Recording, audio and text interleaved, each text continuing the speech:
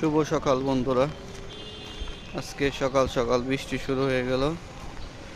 অফিসের উদ্দেশ্যে রওনা দিলাম। এই হচ্ছে ইস্ট ওয়েস্ট ইউনিভার্সিটি। আর এই রাস্তা দিয়েই আমি প্রায় সময় অফিসে যাওয়া আসা করি।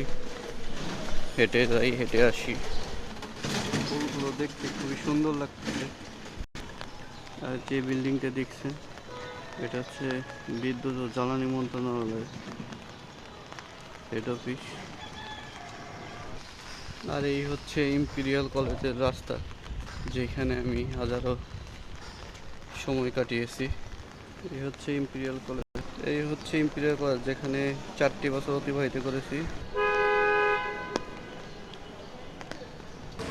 এই হচ্ছে আফতাবনগর।